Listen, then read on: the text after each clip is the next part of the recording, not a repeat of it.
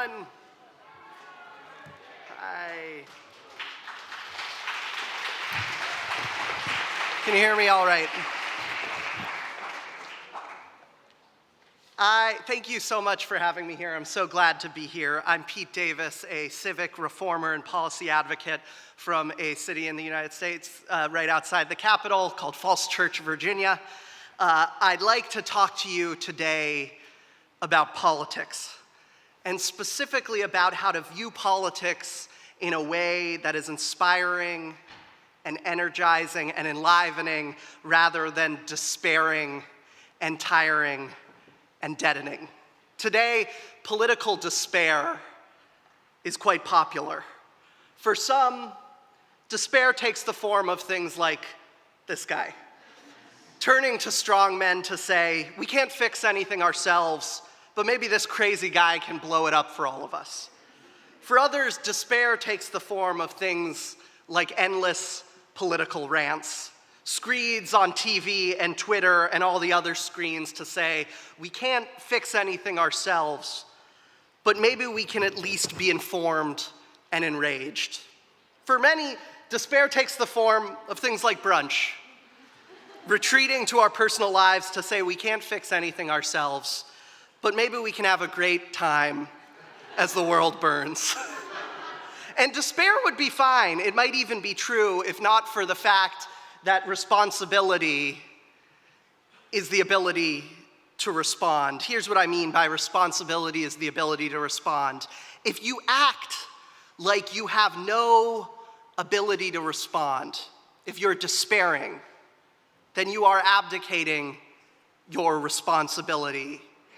And this is a vicious cycle, for the more we despair, the more we feel we do not have the ability to respond, the more we abdicate our responsibility. Despair becomes the great excuse, the great self-fulfilling prophecy, for the more we give up and just eat brunch, the more the Trumps of the world win, and the more rage on our screens, and the more we have to talk about at brunch.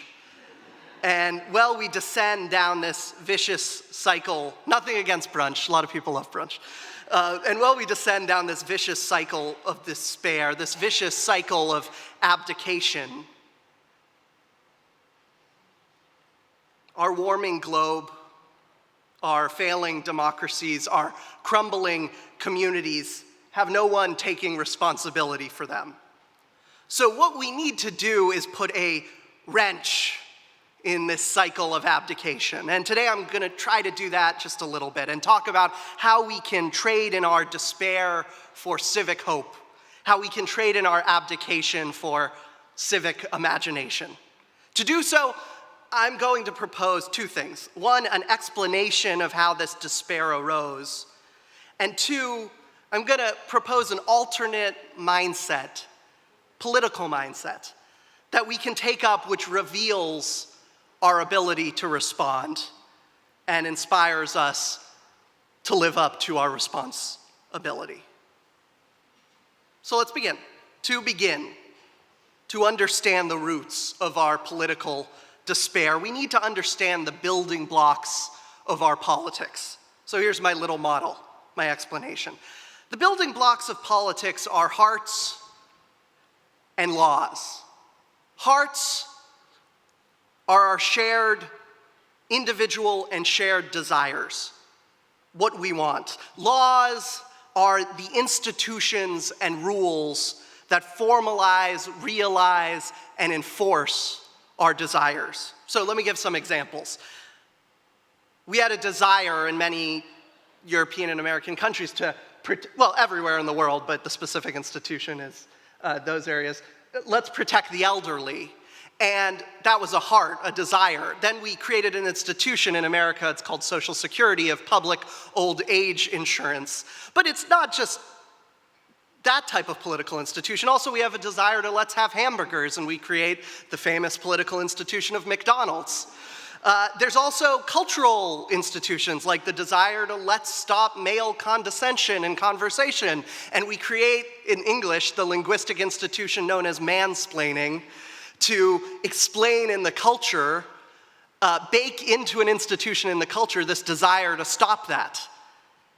hearts and laws, desires and institutions. That's the first thing to understand. First building block, building towards something. The second thing to understand is these hearts and these laws flow into each other. The hearts flow into laws. That's the easy one to understand. You want something and then you build something based on what you want. So, there was this green lifestyle that emerged in the 1970s, a desire for organic food and conservation. And out of that came a lot of green policies in a lot of countries. Recently, there's been an increase in every country for support for gay marriage, and steadily these are formalized into court decisions and votes at the ballot box. But here's the thing that's interesting. Laws also flow into hearts. In America, we had this president, Harry Truman, who integrated the military across racial lines. Used to be segregated, he integrated that. That was an institutional change. But what that did is it started to change the culture and the hearts of people in America. And as a result, when the civil rights movement happened 10 years later in America, some of white America was softened to their racial animus and were more interested in supporting civil rights. Another example 50 years earlier was we stopped child labor laws in many countries. And now, even if we got rid of child labor laws, don't get rid of child labor laws, but there's residue in our hearts that we're not really interested in having 10-year-olds work in places anymore. That law changed that heart. Laws flow into hearts. And these heart-to-law loops create norms, the actual practices in reality. Take this example from America. The desire for including handicapped people in society, a heart, flowed into a law that required handicap-accessible buildings, which made more people see that handicapped people could be included in society. And that created the norm that ramps were present. Real things changed in the world. There actually became handicap spots in parking lots. There actually became ramps on buildings. Real norms came from the hearts and the laws. And here's how this is what I'm getting to. This is how political structure starts getting built. Because these hearts and law norms loops start getting entangled in one another. They start flowing into one another. That's the beginning of political structure. They get entangled in simple ways. Let me give an example from our last example. We have ramps, we have the Americans for Disabilities Act, we have the desire to include handicapped people in society, and that started flowing into a whole different norms loop at architectural schools, where handicap-accessible design courses started getting taught. And because they were taught, more people started supporting, you started seeing more ramps and more people supporting inclusion. Things build into each other, connect into each other. That's the start of a political structure. And that's a simple way that political structures form, but these norms loops also get entangled in complex ways, such as when hearts flow into multiple places, and laws flow into multiple places, and norms flow into multiple places, and others loop back and reinforce different loops, and unread hearts run amok, and unwed laws run amok, and other loops merge, and other factors disrupt, and others get rationalized, and other norms remain untidy, and you get something like this, a messy bundle. A messy bundle of entangled hearts and laws and norms that have accrued over time, that have some logic, but also some coincidences, some frozen fights that were put on hold, but some active fights that are changing things now, and a whole lot of historical odds and ends. This, a messy bundle, is the reality of our political structure. The underlying structure that patterns our daily experience, the tangled web of hearts and laws that is our great shared political creation. This is my great Renaissance painting of what I think politics is. So you're probably thinking, why the hell is he talking about this? What is going on here?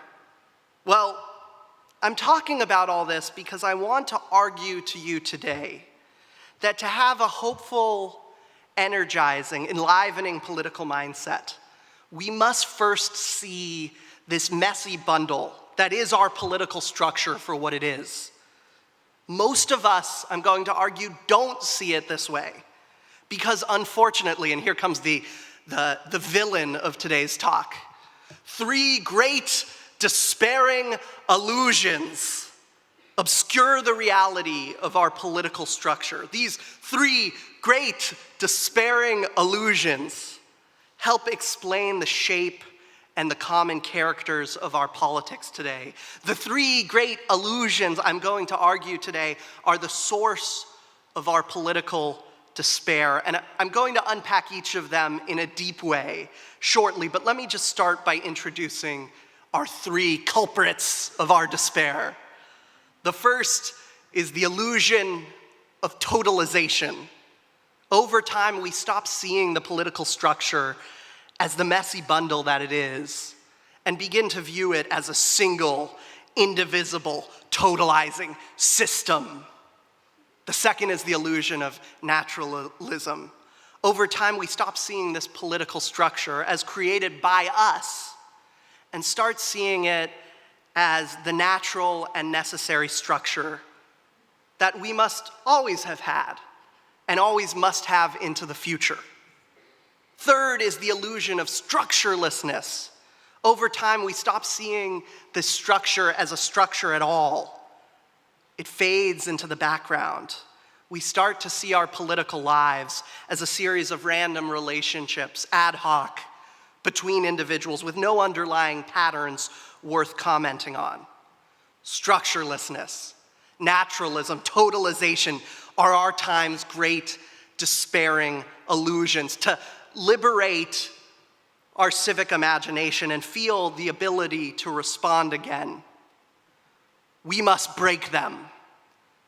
I'd like to spend the rest of my time today telling you how we can do that. Let's begin. Our first task. Seriously, this is the task we all need to do. We need to break the illusion of structurelessness. When you live under the illusion of structurelessness, all the problems in the world are seen as individualized and ad hoc. There are no underlying structures that are seen as patterning them. Social life is just one thing after another. So the powerful, under this illusion of structurelessness, believe that their accomplishments are individualized to them. We deserve it because of our specific hard work and our good luck. The powerless, under the illusion of structurelessness, believe their challenges are individualized to them. We deserve it because of our specific failures and bad luck. Under the illusion of structurelessness, three major political characters crop up. And really, they're more like apolitical, non-political characters because there's no politics, because there's no structure. First, there are the blissfully ignorant, with no one seeing patterns in individual problems, with no one thus believing in public problems. Most see no problems at all. Second, there are the moralists, with no one explaining why some people are at the top and some people are at the bottom. Some at the top look towards those at the bottom and say, "This must be your fault. Why don't you be more like us?" Third are my favorite character, best of the three, but still a problem, the charitable, with no one explaining why some are at the top and some are at the bottom.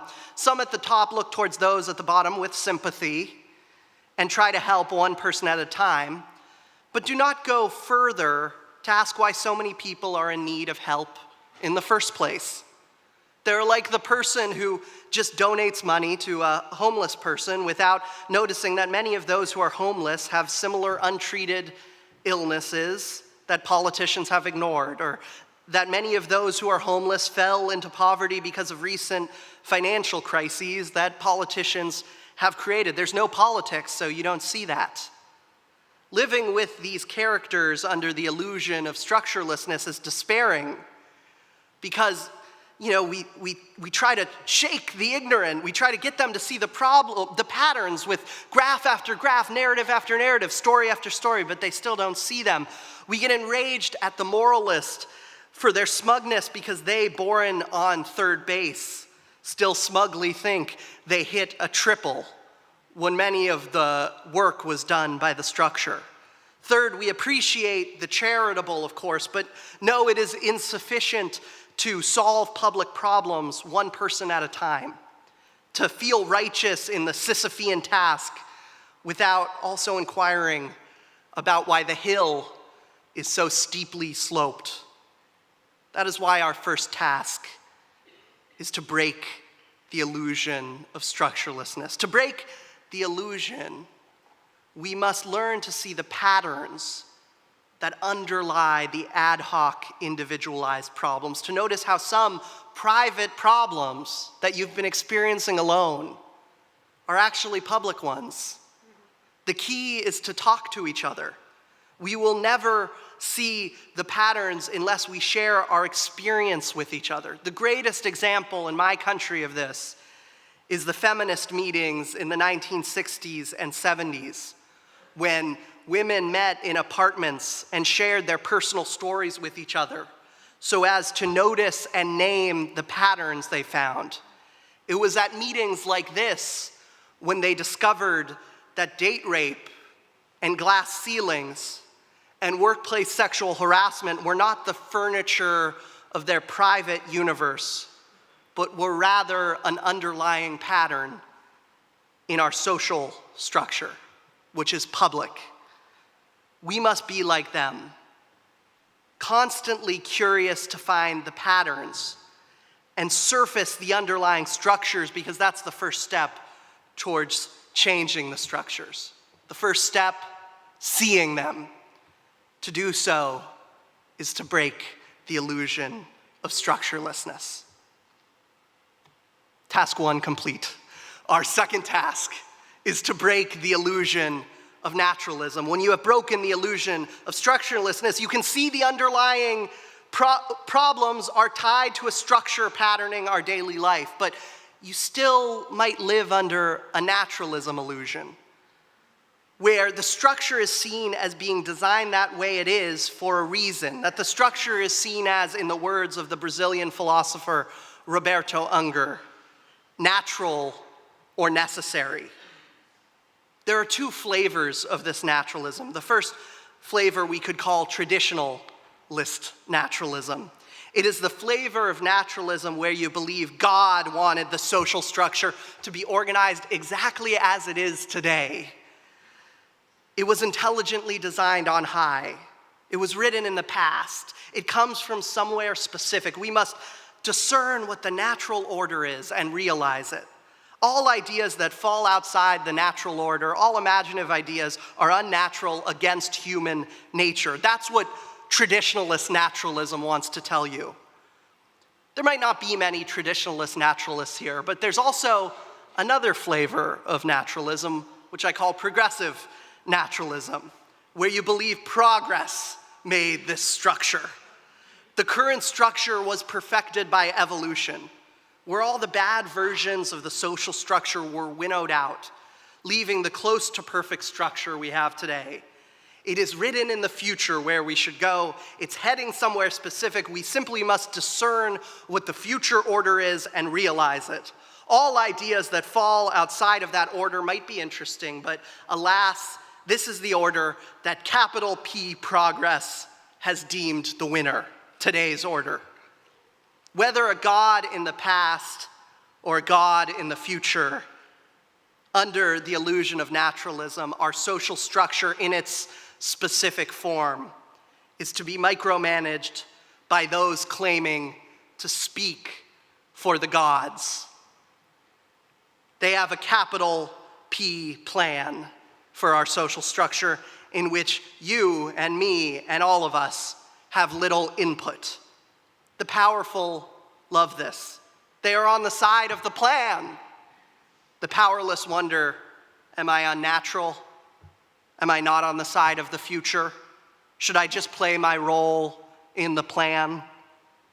The major political characters under this illusion resemble political priests. There are, of course, the traditionalist priests who claim to discern the past natural order in the political system and enforce it. They're the folks who classified races and genders and ordered them into hierarchy. They are those who believe that some country's constitution was written not by divided men at a specific point in history, but by some unified God for eternal purposes. But second, there's the progressive priests who claim to discern the future, eventual order, and enforce it. They are those who believe that technology and globalization have selected for the perfect societal form. There's this progressive priest, Francis Fukuyama, who wrote in his book, The End of History. Let me quote from it. This is a progressive priest's sermon.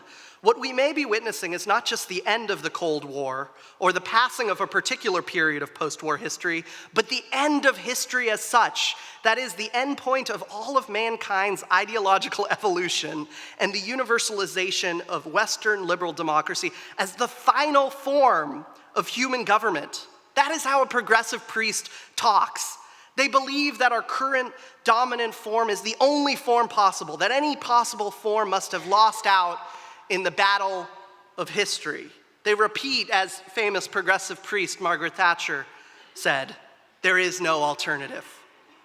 Whether we hang our hat on one side or another, most of us internalize both sides' message. It is what it is.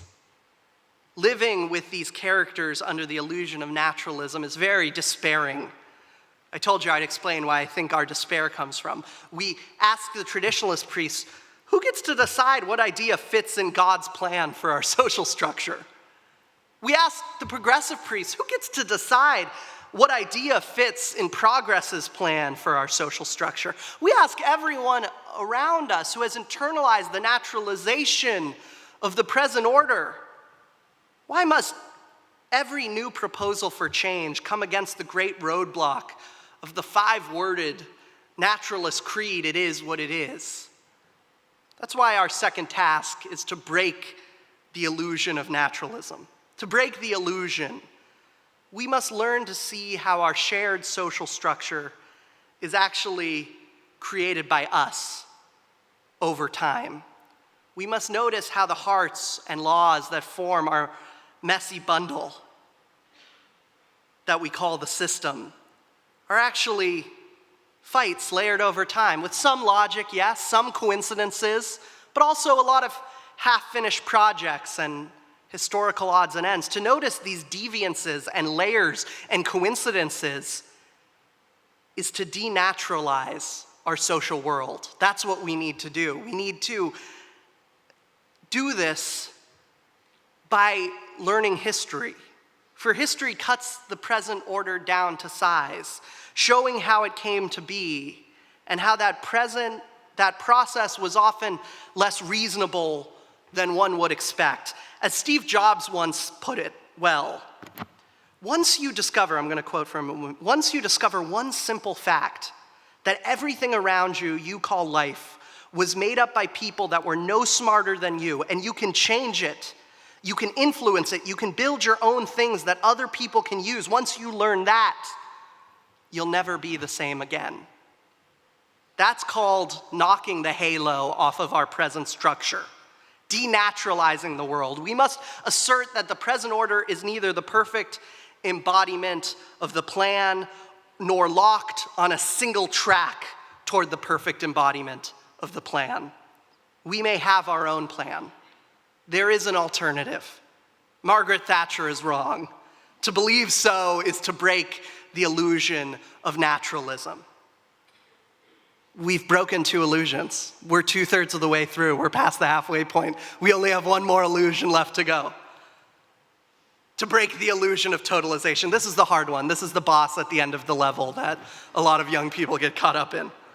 When you have broken the illusion of structurelessness, you can see the underlying patterns that pattern our daily life. Great job, we can see the underlying patterns. And when you've broken the illusion of naturalism, you don't find those patterns natural or necessary from on high or from the future. They're ours, we made them and created them, and we can change them. But if you still fall under the illusion of totalization, you see the structure that you can see that is not natural and necessary as totalizing,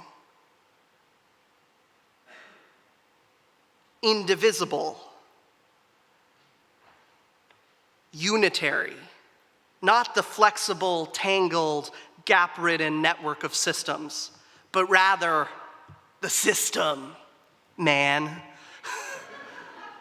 Under the illusion of totalization, all problems are seen as examples of this totalizing system at play. The system is seen as so totalizing that changing the system becomes limited to either marginal reforms along the edges of the system or the complete overthrow of the system wholesale. That's what everyone talks about at this point. They're either like, we could change this little thing, or they say, we need to overthrow it all.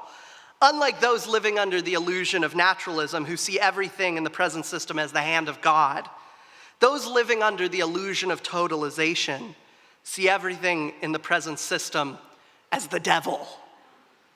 The powerful who have gotten to this point of thinking enjoy their power, but they wonder how to reconcile it with the devilish system that they believe handed it to them.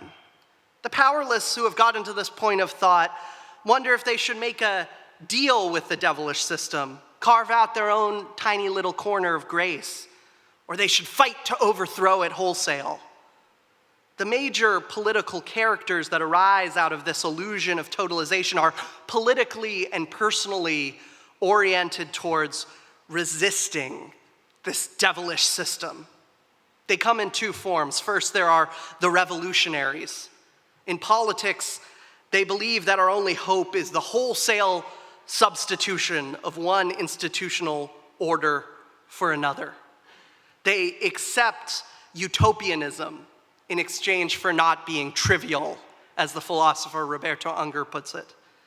On the personal level, the revolutionaries prepare for this day when the system will be overthrown by meticulously separating themselves from the devil, from the totalizing system. They pride themselves in knowing and naming and identifying the devilish system's work, most especially in themselves and in any hope that might crop up. They resemble the Puritans who are on the lookout for the devil anywhere. You can see this phenomenon at work. I'm sure you know people like this. When revolutionaries rush to explain why the latest glimmer of hope, the latest technology, or the latest hopeful legislation, or the latest rise of a hopeful politician is in fact some devious win for the system, man. So some people reject being revolutionaries and they become reformers. On the political level, they believe our only hope is marginal improvements to the system, tiny tinkering. We can manage the current system to fix its most egregious faults, but we're never going to get rid of it. They accept trivialities in exchange for not being hopelessly utopian. On a personal level, some reformers reconcile this deal with the devil by practicing a diet version of the revolutionary's lifestyle. Instead of personally separating themselves from the system because they can't, they're too enmeshed in it, they wear what one might call badges of knowingness that signify their personal separation in their soul. You know, stickers like this or something. They vote right and donate right and speak the right opinions about the right magazine articles so as to indicate that they are the redeemed few who know and reject the devil. But unlike the revolutionaries, they exert much less effort serving the victims of the system or plotting the system's overthrow. To the reformers, what matters for salvation is not what one does about the system, but rather what one feels about the system. We all know the worst versions of this. I'm not letting either side get off the hook. Those we've run into who believe that caring for the poor is much less actually about caring for the poor and much more about, as one person once put it, expressing the feeling that the poor should be cared for. Living with these characters under the illusion of totalization is despairing. We feel like the reformers are trivial. They have realistic first steps, but they lack in a broad vision that will eventually overthrow the system. The revolutionaries are right, tinkering around the edges is not enough when the system's so bad. But we find the revolutionaries utopian because the revolutionary projects may have the broad vision, but lacking in realistic first steps may, yes, acknowledge the deep problems, but they fail to see a way forward except through a distant wholesale revolution that seems to never come. The reformers are right. When there's so many helpful improvements we can do along the edges, why are you pursuing wholesale revolution? Third, both the revolutionary and reformer fail to lead us towards political hope because under the illusion of totalization, under a spell that casts our political structure as an indivisible system, as a totalizing devil, the revolutionary and the reformer stop resembling members of a political project and start resembling believers in a religion of resistance. A religion that encourages us, as the writer John McWhorter put it, to conceive of our lives as mere rehearsal for a glorious finale. A religion that trades activism and strategy for a practice of charismatic pacifism. Religions are great for the problems we cannot solve. I'm a member of a religion because I have a problem I can't solve, which is I'm going to die. But the problems we might have a shot at solving deserve politics as well. If we believe that our social system is a great devil, it is worth spending our time and energy purifying ourselves and verifying we are part of the redeemed. But if we would rather have that time and energy spent towards changing the system, we must cease believing that it is a devil. That is why our third task is to break the illusion of totalization. To break the illusion, we must learn to see our structures, holes, and divisions again. To notice the deviances and the opportunities in the messy bundle of hearts and laws. To do so, to perceive the once totalizing devil for what it really is, a non-magical, non-unitary, divisible, gap-ridden, piecemeal, tangled network takes not a leap of faith, but a leap of blasphemy. But once you take that leap, once you change your political mindset, once you remember that the system is a divisible and gap-ridden, messy bundle, you begin to notice the opportunities. First, you notice there's flexibility in the system. Systems can be replaced piece by piece. A system with one part different is a different system. Second, you notice there are systemic gaps in the system. There are places where the logic of the dominant system does not touch. Inside those gaps are deviant systems. There's gaps in our hearts. We might have dominant feelings that be expressed, but deep down we might have deviant sentiments that can be called forth. And there are gaps in our laws. The dominant purposes of each institution does not command the whole of the institution. There are wrinkles and gaps and people using those institutions for deviant ways. When you see it this way, it's hard to say this looks like a devil because it doesn't look like any one thing. It's a messy bundle filled with opportunity. Vanquishing these three illusions cuts the whole world down to size in politics. When you break the illusion of structurelessness, we see that the structure is real and knowable because we made it. There is a structure there patterning our daily lives. When you break the illusion of naturalism, we see God is not in the business of micromanaging our social structure. Zuckerberg is not either. He has deputized us to do that. So that structure that is there, we can change it. And when you're free from the illusion of totalization, we see that there is not a devil inhabiting our social structure. We see that it has deviances and gaps, and thus it can be changed piecemeal. So if the structure is there, and the structure has no plan, and the structure can be changed piece by piece, who is in charge? Who has the ability to respond? us. We have the ability to respond. So what can we do with this newfound clarity? And this is how I'd like to end the takeaway. With each illusion, we receive tools of action. From breaking the illusion of totalization, we have this whole suite of things we can do. With flexibility, we can rewire systems. That's standard issue reform. With systemic gaps, we can cultivate deviances. We can grow the alternative that is inside of those gaps. So, let's say you're bothered by corporate capitalism. You can fight it on a political level. That's one fight. But you can also start growing cooperatives and labor unions and other things living in the gaps that help check it. You can cultivate these deviances. There's also gaps in hearts. I said we have dominant sentiments, but we also have deviant sentiments. Those can be called forth by a prophetic voice, like Martin Luther King and Gloria Steinem and Pope Francis and Nina Simone. They speak to that shared dormant sentiment. You can call forth the gaps in the hearts. You can also make use of the gaps in the laws by hacking institutions. Every institution was created with a purpose, but that purpose does not fully control the institution. A defense department is designed for war, but statements by its generals might help fight global warming. A public space is designed for one thing, but a protest can turn it into something else. Sports are designed for entertainment, but a sports figure can raise up a cause. You can hack the institutions, and this suite of methods, I've said, might create an alternate mindset. And I call that civic creativity. It's the mindset of seeing things for their potential, not for what they are, but for what they could be. It's to fall in love with the here and now, not some future day when everything happens, because parts of the present system might be the seeds of that future day. It's to fall in love with the gaps, to get a kick out of the fact that our hearts contain multitudes and our institutions have corners where the next thing can grow. It's to fall in love with the deviances, the weird alternatives that people are trying right now, the eccentric projects and the eccentric people.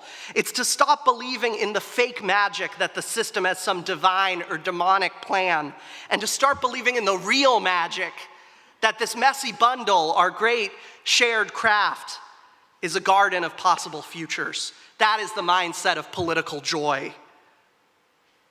The question, though, is in which way should we toil with that mindset? So having broken the illusion of naturalism, God's not setting a direction, Zuckerberg's not setting a direction, we can set a direction. And we can learn to imagine again, unconstrained from fitting into some traditional or progressive priest plan, unconstrained from coming up with a wholesale blueprint for the replacement of the system, because under this mindset, change does not resemble blueprints. No. Change, Paul McCartney said in You Want a Revolution, I'd love to see the plan. You don't need a plan if you're not doing a revolution. It resembles a dance. It's a dance between imagination and first steps. The major character that's doing that dance is the revolutionary reformer. They have a vision, a revolutionary vision, but then they identify first steps in the direction of that vision. The visionary civic creator.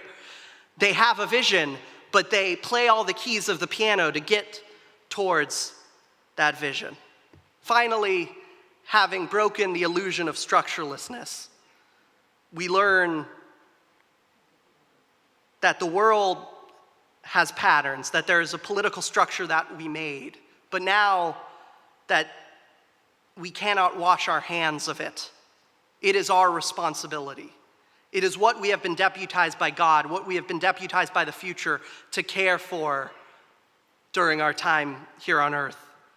The messy bundle is a cause of great privilege and great suffering, because it's there, because the plan is in our hands, because we can change it now piecemeal, seizing its flexibility and its gaps, because we can imagine a direction and identify first steps. We have the ability to respond to it, and thus we have a responsibility for it. I'm going to end with this. There's a feeling that our world has been overtaken by concrete. Concrete in the sense that it's all the same, it's all becoming the same, it's being devoid of life, industrial, commercial, a barrier to growth. Just as Paul Simon once said, staccato signals of constant information. And apparently unshakable. Some are resigned to live in this concrete world and make a few bucks in the corner of it. Some are getting together and building a hammer in an attempt to smash the concrete to pieces. They've made a few cracks over the years, but the dream of the great smashing doesn't look like it's coming to pass. As for me, what I think we should do with this concrete, I think we should start humbly gathering seeds and try finding cracks in the concrete where we can plant the seeds and return daily to those cracks and tend to those seeds. If we make a commitment to those seeds together, we can watch all of our and our neighbors' seeds grow into trees that smash through the concrete in 1,000 different places. And one day we might look around and there's no more concrete. There's a beautiful orchard where our children and our children's children can climb in the trees that our seeds became. And maybe one of our descendants will turn to another and say thank you to those who came before us, that generation in the first half of the 21st century who decided to plant, to make, to build, to create, to revitalize the world again. Thank you. Let's get to work.